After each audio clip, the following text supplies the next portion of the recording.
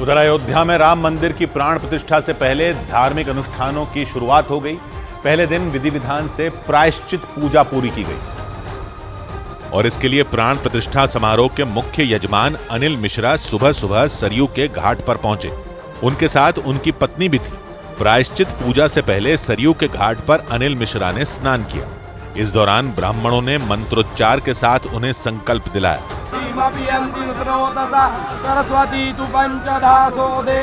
पवित्र सरयू के घाट पर स्नान के साथ ही मुख्य यजमान अनिल मिश्रा ने प्रायश्चित पूजा शुरू की। इस पुनीत और ऐतिहासिक कार्य को पूर्ण कर सकूं, भगवान ने से यही प्रार्थना है। अयोध्या में मौजूद ब्राह्मणों ने बताया कि प्रायश्चित पूजा पूजन की एक विधि होती है। किसी भी धार्मिक अनुष्ठान से पहले ये पूजा की जाती है। प्रायश्चित पूजन के लिए यजमान को 10 तरीकों से स्नान करना होता है और स्नान के दौरान यजमान को कई तरह के संकल्प भी लेने होते हैं, क्योंकि मान्यता है कि प्रायश्चित पूजा के पीछे मकसद जाने अनजाने में हुए पापों का प्रायश्चित करने से, यानी जाने अनजाने हुई गलतियों की माफी के लिए प्रायश्चित पूजा की जाती है। अयोध्या में राम मंदिर के प्राण प्रतिष्ठा के मुख्य यजमान अनिल मिश्रा ने अपनी पत्नी के साथ ये पूजा की। सुबह 9:30 पर शुरू हुई प्रायश्चित पूजा लगातार 5 घंटों तक चलती रही और इस दौरान मुख्य यजमान अनिल मिश्रा ब्राह्मणों के बताए गए नियमों का पालन करते दिखे। प्रायश्चित पूजा के बाद अयोध्या में कर्मकुटी पूजा भी की गई। कर्मकुटी पूजा का मतलब यज्ञशाला पूजन से। यज्ञशाला में हवन शुरू होने से पहले हवन कुंड या वेदी का पूजन किया जाता है।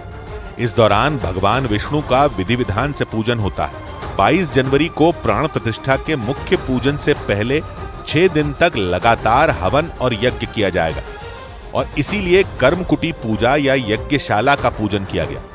प्रधानमंत्री नरेंद्र मोदी भी यजमान बनकर 22 जनवरी को प्राण प्रतिष्ठा कार्यक्रम के दौरान अनुष्ठान करेंगे और प्रायश्चित पूजा और कर्मकुटी पूजा के बाद अयोध्या में अगले 5 दिन तक रोजाना अलग अलग अनुष्ठान होंगे। सुबह रामलला की मूर्ति मंदिर परिसर में प्रवेश करेगी, लेकिन मूर्ति को गर्भगृह में 18 जनवरी को विराजमान कराया जाएगा। उससे पहले मंदिर परिसर में अलग अलग वैदिक अनुष्ठान के जरिए मूर्ति का शुद्धिकरण किया जाएगा। यानी 17 जनवरी को मूर्ति का मंदिर परिसर में प्रवेश होगा और 18 जनवरी को तीर्थ पूजन जल यात्रा निकाली जाएगी। 19 जनवरी को सुबह सुबह मूर्ति को अलग अलग औषधियों, केसर और घी से स्नान कराया जाएगा और 21 जनवरी तक इसी तरह अलग अलग चीजों से मूर्ति को नहलाया जाएगा। इस दौरान लगातार हवन और यज्ञ चलते रहेंगे। इसके बाद 22 जनवरी को दोपहर 12:20 पर प्राण प्रतिष्ठा पूजा शुरू हो जाएगी, जिसे काशी समेत देश के अलग अलग कोनों से आए 121 ब्राह्मण पूरा कराएंगे। उधर अयोध्या में प्राण प्रतिष्ठा समारोह से 6 दिन पहले प्रधानमंत्री आंध्र प्रदेश के वीरभद्र मंदिर पहुंचे। उन्होंने वहां राम भजन किया। ये मंदिर आंध्र प्रदेश के श्री सत्य साई जिले के लेपाक्षी गांव में है। वीरभद्र मंदिर 450 साल से भी ज्यादा पुराना है और प्रधानमंत्री ने आंध्र प्रदेश के इसी प्राचीन मंदिर में राम भजन किया। मंदिर में भगवान शिव की प्रतिमा के सामने बैठकर उन्होंने ध्यान मग्न होकर कीर्तन किया। भजन सुनते सुनते वो इतने मग्न हो गए कि खुद भी भजन गाने लगे।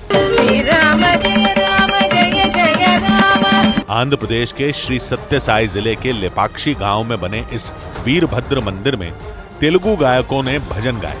मंदिर परिसर में बैठे पीएम ने भी इन कलाकारों की ताल से ताल मिलाई। रामा कल्याण रामा रामा कोदंड रामा। वीरभद्र मंदिर भगवान शिव का मंदिर है और वहां कीर्तन के दौरान ऐसा माहौल बना कि प्रधानमंत्री समेत वहां मौजूद सभी लोग राम भजनों में खो गए। भजन के अलावा कलाकारों ने प्रधानमंत्री के सामने कठपुतली का खेल दिखाया और कठपुतलियों के जरिए रामायण की पूरी कहानी सुनाई। पीएम ने कलाकारों की ये प्रस्तुति ध्यान से देखी और मंदिर में बैठकर तेलुगु भाषा में रामायण के छंद सुने। इससे पहले पिछले हफ्ते उन्होंने कालाराम मंदिर में भी रामायण का युद्धकांड सुना था। वहां ये पाठ मराठी भाषा में किया गया था, जिसका AI अनुवाद किया गया था और प्रधानमंत्री को हिंदी में युद्धकांड सुनाया गया था। और वीरभद्र मंदिर में रामायण का पाठ हिंदी में नहीं हुआ। वहां मौजूद पुजारियों ने यह पाठ तेलुगु भाषा में किया। रामायण के पाठ और कीर्तन से पहले प्रधानमंत्री ने मंदिर में पूजा और आरती की। पीएम जब मंदिर पहुंचे तो वहां पारंपरिक अंदाज में उनका स्वागत किया गया। पीएम भी पारंपरिक वेशभूषा यानी लुंगी, कुर्ते और शॉल में नजर आए। आंध्र प्रदेश का ये वीरभद्र मंदिर 450 साल से ज्यादा पुराना है और इसे हैंगिंग पिलर टेम्पल के नाम से भी जाना जाता है, क्योंकि कहते हैं कि इस मंदिर के 70 खंबे हवा में लटके हैं और एक भी खंबा जमीन से जुड़ा हुआ नहीं है। राम से भी इस मंदिर का पुराना नाता है, क्योंकि मान्यता है जब सीता हरण के समय रावण और जटायु का युद्ध हुआ था तो वीरभद्र मंदिर में जटायु गिर पड़े थे। यानी पीएम लगातार उन मंदिरों में जा रहे हैं जिनका राम के जीवन से नाता है। पहले वो पंचमटी के कालाराम मंदिर गए और फिर उन्होंने आंध्र के प्राचीन वीरभद्र मंदिर का दौरा किया।